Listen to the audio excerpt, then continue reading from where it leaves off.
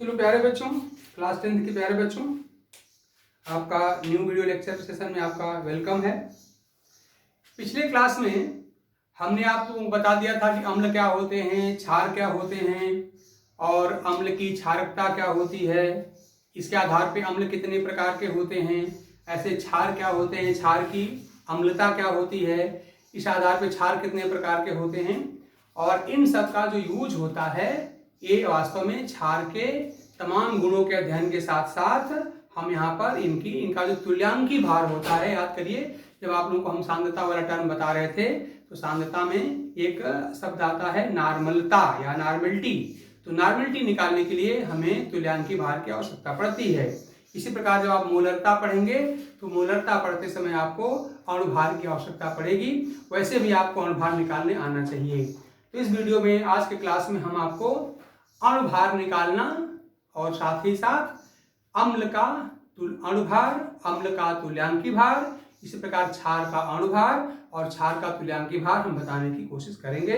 आप मन लगा के ढंग से कंसंट्रेट होकर इस वीडियो को देखिए, आपके लिए बहुत ही अधिक यूजफुल वीडियो है। पूरी केमिस्ट्री, जब तक आप केमिस्ट्री पढ़ेंगे लोअर से लेकर हायर क्लास तक, तब तक ये सारी बातें आपके बड़े काम की हैं। ये जनरल टॉपिक्स होते हैं, इनका उपयोग हर जगह होता है, चाहे आप हाई स्कूल में पढ़ें, इंटर में पढ़ें, बीएससी करें, एमएससी करें, जहाँ भी जाएंगे आपको उनकी जरूरत पड़ेगी। तो आज हम उसी की बात करने चल रहे हैं। तो पहले मैं टॉपिक में पहले क्या लेने जा रहा हूँ, मुझे यहाँ पर पहले अम्ल का अणुभार और अम्ल का तुल्यांकी भार, इसकी गणना कैसे करेंगे ये मैं आपको दिखाने चल रहा हूँ। तो आज का टॉपिक में मैं पहले शुरुआत किससे करूँ, तो हम यहाँ शुरुआत करने जा रहे हैं अम्ल के अणुभार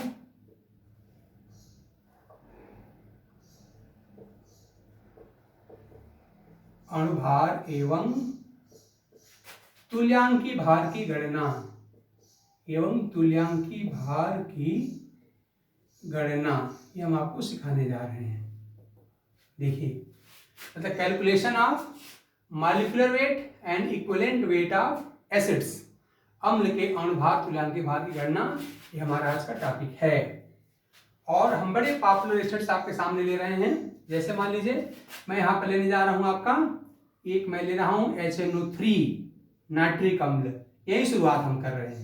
अब देखिए भाई, एक बात आप पहले से याद रखिए, कुछ परमाणुओं के परमाणु भार आपको याद कर लेने पड़ेंगे। याद रखिए, अगर आपको अणुभार निकालना है तो आपको तमाम परमाणु, जो इस अणु को बनाने वाले जो परमाणु होंगे, इन परमाणुओं का आपको अणुभार याद करना पड़ेगा। तो मैं लिख दे रहा हूं, देखिए यहाँ पर मेरा एटम है, एक कॉलम में ये बना रहा हूं और इस कॉलम में मैं इसका एटॉमिक मास मतलब परमाणु भार होता है, मतलब परमाणु भार, ये मैं लिख रहा हूं और आप इसको जरूर याद कर लेंगे, तभी हम लोग का लेक्चर आगे बढ़ पाएगा। तो चलो सबसे पहले हाइड्रोजन के बारे में जानते हैं। अगर एटम हमारा हाइड्रोजन है तो इसका परमाणु भार कितना होता है, आप जानते हैं इसका कितना होता है, बस 1 होता है। ठीक, इसके बाद से आ जाइए, अगला हमारा जो परमाणु है सबसे कॉमन है, ये मैं आ ले रहा हूँ, कार्बन बार बार मिलेगा आपको, इसका कितना होता है आप जानते हैं, 12 होता है। अगला आइटम यहाँ पर हम लेते हैं नाइट्रोजन, इसका कितना होता है, तो 14 होता है। देखिए नाइट्रोजन का 14, 15 दोनों होता है, लेकिन वो आप जानते हैं समस्थानिक संभारिक पढ़ेंगे तो बताएंगे। अभी प्रेजेंट टाइम में आप यहाँ पर 14 आप यूज करेंगे, 14 ही मानेंगे। इसी प्रकार से अगर यहाँ पर हम लेते हैं ऑक्सीजन का, इसका कितना होता है आप जानते हैं कि 16 होता है। ठीक, इसी प्रकार से अगर हम यहाँ पर लेते हैं सल्फर का 32 होता है। इस तरह से फास्फोरस अगर हम लेते हैं इसका कितना होता है, 30 होता है। सोडियम अगर हम यहाँ पर लेते हैं इसका कितना होता है, 23 होता है, 23 याद रखिए, ठीक है ना। इस तरह से कैल्शियम अगर आप यहाँ पर ले लेते हैं इसका कितना होता है, 40 होता है। तो कम से कम इतने एटम का तो भाई आप लोग परमाणु भार जो अवश्य याद रखिए। हाइड्रोजन का 1 होता है, कार्बन का 12 होता है, नाइट्रोजन का 14 होता है, ऑक्सीजन के परमाणु का आप जानते हैं 16 होता है, सल्फर के एक परमाणु का 32 होता है, फास्फोरस के एक परमाणु का आप 30 जानते हैं, सोडियम का आप जानते हैं 23 होता है और कैल्शियम का यहाँ पर 40 होता है। इतना कम से कम आप प्रेजेंट टाइम अगर याद कर लें तो अपना काम आगे बढ़ जाएगा। हालांकि हो सके तो आप लोग क्लास 10th में पीरियाडिक टेबल आवर्त सारणी आप लोग पढ़ेंगे, हो सके तो उसमें कम से कम 3 पीरियड, ऐसे जो क्षैतिज जो खाने होते हैं उसको हम लोग कहते हैं आवर्त या पीरियड कहते हैं, तो उसमें कम से कम 3 पीरियड के एलिमेंट्स अगर आप याद कर लें तो अच्छी बात होगी। या वैसे भी आप जानते हैं आप बुक में था कम से कम परमाणु क्रमांक 1 से लेकर 30 तक का जो तत्व था वो आपके क्लास 9 में था, हमने भी बताया था आपको, बुक में भी आपके है भी। तो कम से कम परमाणु क्रमांक 1 से लेकर और 30 तक के जो परमाणु हैं उनका आप लोग परमाणु का नाम, परमाणु का संकेत, परमाणु का परमाणु क्रमांक और परमाणु का परमाणु भार याद रखिए। मैं 3 शब्द बोल रहा हूं। परमाणु का संकेत, जैसे सोडियम कितना होता है, क्या संकेत आप कहेंगे इसका कितना होता है, संकेत क्या है, सोडियम है, Na है। फिर इसका परमाणु क्रमांक कितना था, हम दिखाओ यहाँ पर ऐसे 11 लिखा मिलता है। परमाणु क्रमांक इसका 21 होता है और परमाणु हर्ष का 23 होता है। तो इस तरह से परमाणु का संकेत, परमाणु का परमाणु क्रमांक और परमाणु का परमाणु भार, ये बात आपको कम से कम 30 तक का याद कर लेना चाहिए। तो उसको हम लिख देंगे, आपको आपका बुक है भी, प्रेजेंट टाइम में इसकी बात आगे बढ़ाते हैं। तो ये मान लीजिए हमको याद है। अब देखिए हम अणुभार की गणना कैसे करें। देखिए जैसा मुझे इसका अणुभार निकालना है, तो याद करिए कि अणुभार क्या होता है। तो अणुभार सिंपली क्या होता है, तो अणुभार सारे इस अणु को बनाने में जितने परमाणु लगे हैं उन सारे परमाणुओं के परमाणु भार का योग होता है, जोड़ होता है। हमारे पास ये अणु है ना, तो इस अणु को बनाने में जो परमाणु लगे हैं उन सारे परमाणुओं के परमाणु भार का योग होगा। तो इनका परमाणु भार हम लोग को पता ही है। H का कितना होता है परमाणु भार, देखो 1 होता है लिखा है यहाँ पर। तो H का हो गया कितना, हमारा यहाँ पर 1 हो जाएगा, 1 प्लस N का कितना होता है, तो N हमको याद है 14 होता है। N के लिए आप यहाँ पे 14 लिख दीजिए, प्लस O देखिए यहाँ पे कितना होता है, तो लिखा है 16 होता है। लेकिन ध्यान दो O के 3 परमाणु हैं, तो ये जो लिखा हुआ है 1 परमाणु का लिखा हुआ है ना, और हमको यहाँ पर 3 परमाणु का चाहिए। तो क्या करेंगे, 3 से इसको गुणा कर देंगे, तो प्लस हम लोग क्या हो जाएगा 3 और इंटू 1 O का कितना होता है 16 ऐसे। तो याद रखना यह 1 O का परमाणु क्रमांक 16 होता है। हमारे फार्मूले में 3 O लिखे हैं, इसलिए 1 के परमाणु भार को 3 से हम गुणा कर देंगे, तो O का होता है 16, 3 से हम गुणा कर देंगे, यहाँ पे इसके 3 परमाणु थे। अब इसी को हल कर लीजिए, तो कितना हो जाएगा, हमारा हो जाएगा 1 और 14 कितना हो जाएगा, 15 हो जाएगा ये वाला हिस्सा, ये हम लोग का हिस्सा 15 हो गया। अब प्लस ये कितना हो जाएगा, 16 इंटू 3 कितना होगा 48 हो जाता है। अब इसी को जोड़ दीजिए, तो 8 और 5 हम लोग का 13 हो जाएगा, और 4 1 5 1 6 यहाँ पर 63। तो इस तरह से हमारे नाइट्रिक अम्ल का अणुभार कितना हुआ, 63 हुआ। तो इस तरह से नाइट्रिक अम्ल का अणुभार हमारा 63 हुआ। अब देखिए जब हम अणुभार प्राप्त कर लिए हैं तो हम लोग आसानी से तुल्यांकी भार की गणना कर सकते हैं, क्योंकि जो तुल्यांकी भार होता है वो अणुभार को उसके क्षारकता से भाग देने से मिलता है। तब यहाँ पर मैं तुरंत तुल्यांकी भार लिख रहा हूँ, यानी हम निकालने जा रहे हैं HNO3, यानी इसको नाइट्रिक अम्ल कहते हैं ना, ये हमारा नाइट्रिक अम्ल है, ध्यान देना। इसी को हम लोग नाइट्रिक एसिड या नाइट्रिक अम्ल कहते हैं। इसी को हम सोरे का अम्ल भी कहते हैं, सोरे का अम्ल भी से कहा जाता है, आप याद रखें। तो मुझे HNO3 का यहाँ पर क्या चाहिए, हमको तुल्यांकी भार चाहिए, तुल्यांकी भार। तो उसका फार्मूला क्या हो जाएगा, फार्मूला हो जाएगा HNO3 का अणुभार, इसका हो जाएगा हम लोग का HNO3 जिस अम्ल का भी निकालना उसका अणुभार ले लेंगे और उसको डिवाइड भाग किस दे देंगे, उसके क्षारकता से, अणुभार बटे क्षारकता। इस तरह से करेंगे तो हमको इसका मिल जाएगा। अब देखिए हमने HNO3 का अणुभार यहाँ से निकाल लिया है, कितना होता है 63। तो आप देख रहे हैं इसका अणुभार यहाँ पर 63 है। तो अगर मैं इसी को थोड़ा सा अगर आगे बढ़ा दूं, इसको आप लोगों ने लिख लिया होगा, तो अगर मैं इसको आगे बढ़ाता हूं तो क्या मिलेगा, देखिए तो HNO3 का अणुभार कितना होता है 63, हमारा हो जाएगा बराबर 63 और बटे, और यहाँ पर क्षारकता कितनी होती है, तो मैंने बताया था कि नाइट्रिक अम्ल को पानी में डालेंगे तो कितने H निकलेंगे, साफ साफ यहाँ पर एक ही केवल H है। नाइट्रिक अम्ल के पास केवल एक ही H है, खाली एक ही H निकलेगा, और जितने H निकलेंगे उसी को तो हम लोग क्षारकता कहते हैं अम्ल की।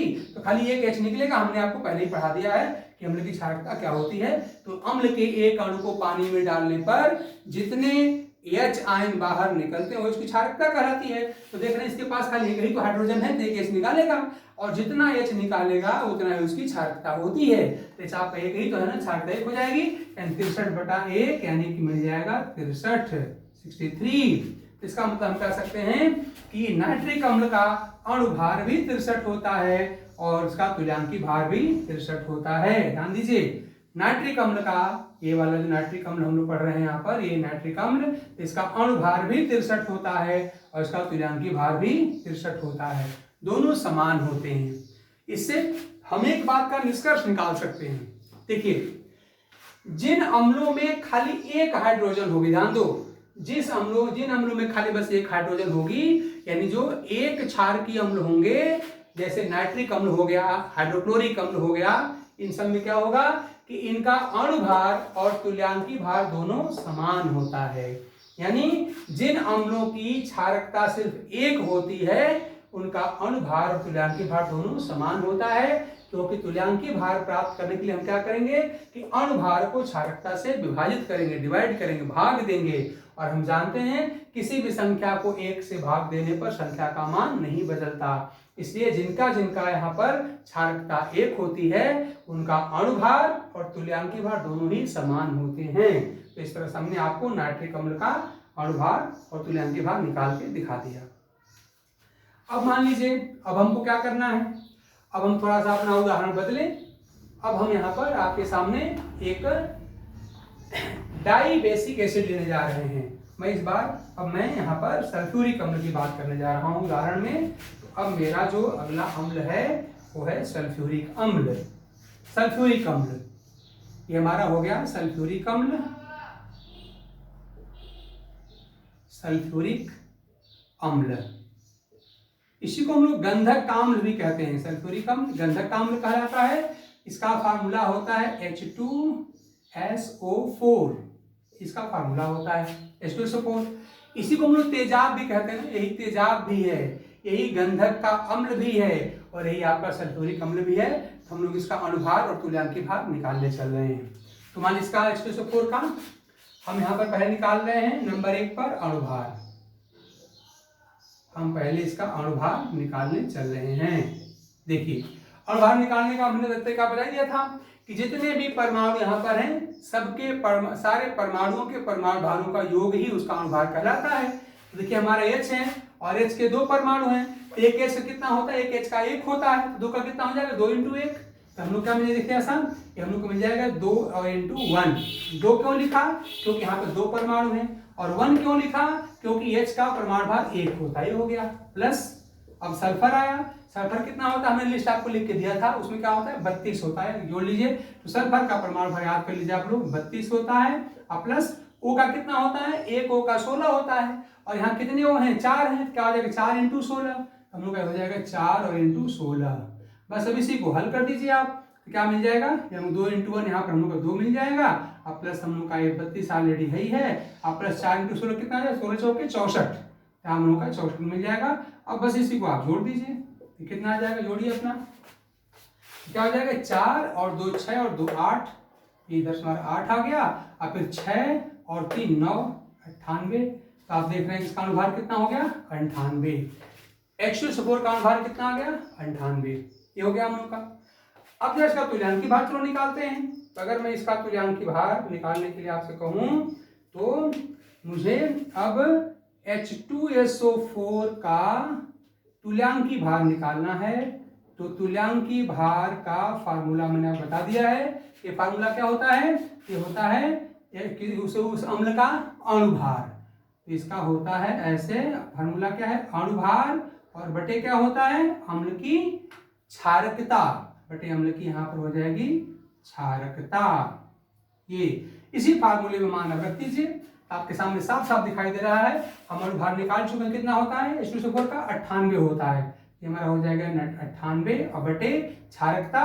तो हमने अभी इसके पहले वाले वीडियो हमने आपको बताया था कि H2SO4 अगर पानी में डालेंगे, देखो 2 H इसके पास है ना, तो 2 H यहाँ से बाहर निकल जाएंगे, और जितने H बाहर निकलते हैं H आयन के फॉर्म में, वही उनका होता है, उसकी होती है क्षारकता। यानी सल्फ्यूरिक अम्ल कैसा है, द्विक्षारकीय। देखो यहाँ पर 2 H हैं, द्विक्षारकीय होगा। यानी क्षारकता कितनी हुई इसकी, 2 लिखा है, 2 हो जाएगी।